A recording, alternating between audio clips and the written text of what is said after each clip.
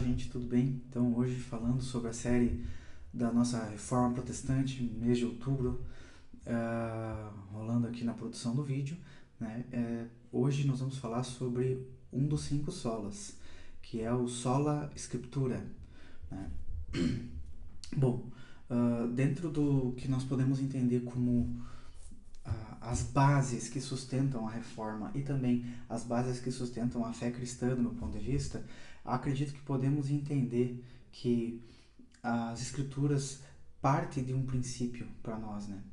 Porque tudo que contém na Bíblia, tudo que contém neste livro, que para nós é um livro sagrado, nos encaminha, nos dá uma direção, um regimento, um padrão de conduta.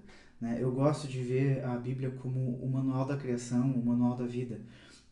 Eu sei que na nossa cultura a gente não tem muito costume de ler manuais, né?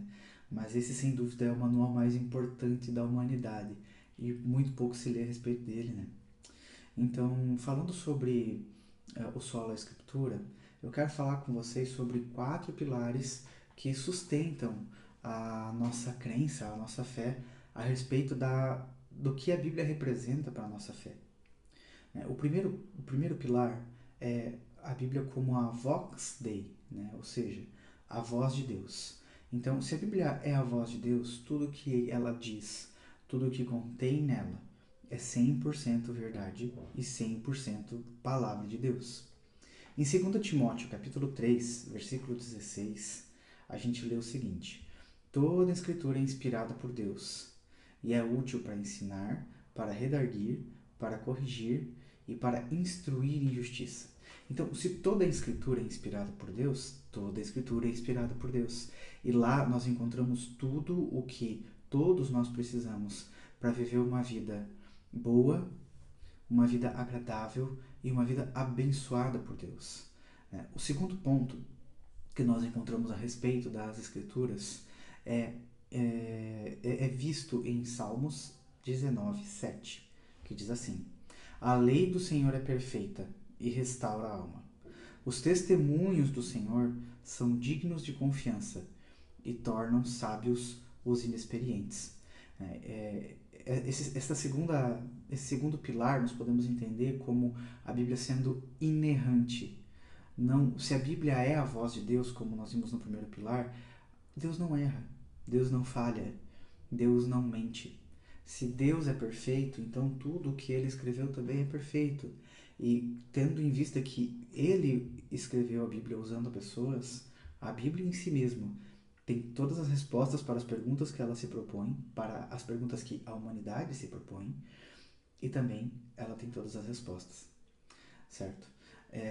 O terceiro pilar a gente encontra em Isaías 55, 11, que diz assim: Assim será a minha palavra que sair da minha boca. Não voltará para mim vazia, mas fará o que me apraz e prosperará naquilo que a enviei.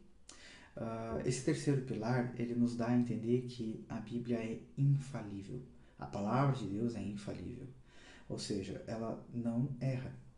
Não há margem de variação, de falha, erro, dúvida ou qualquer que seja a outra fonte de errância, que é o contrário de inerrância, né, das Escrituras. Né? Ela é infalível e tudo que ela diz ou aconteceu, ou está acontecendo, ou vai acontecer. Amém? E o quarto ponto é: a Bíblia é um livro de livre interpretação. E isso é muito importante para nós. Por quê? Porque havia um tempo em que somente o alto clero tinha a capacidade de interpretar esse texto. Por quê? Porque só eles podiam lê-lo. Né? E em Salmos 1 e 2 diz assim: Bem-aventurado é aquele que não anda segundo o conselho dos ímpios, não se detém no caminho dos pecadores e nem se assenta na roda dos escarnecedores, mas tem o seu prazer na lei do Senhor e na sua lei medita dia e noite.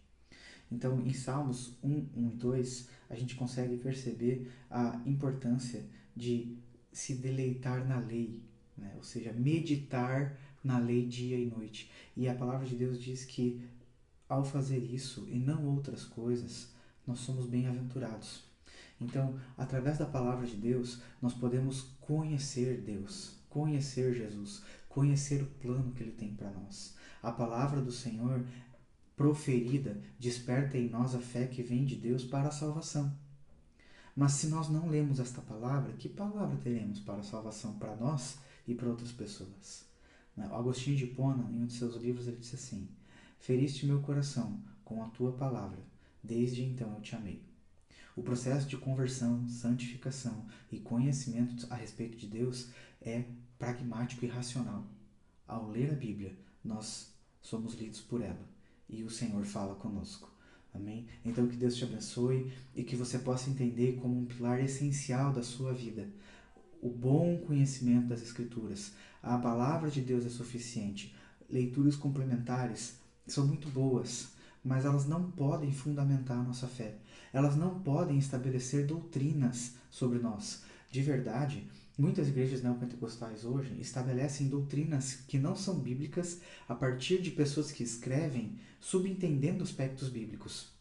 E isso gera grandes problemas, principalmente quando a gente fala de pautas neopentecostais como batalha espiritual, teologia de prosperidade e muitas outras. Por que esses problemas acontecem? Porque a palavra de Deus muitas vezes deixa de ser o centro, para que nós sejamos o centro enquanto lemos a palavra de Deus. Cristo é o centro da palavra de Deus.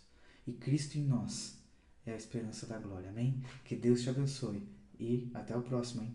Tchau, tchau.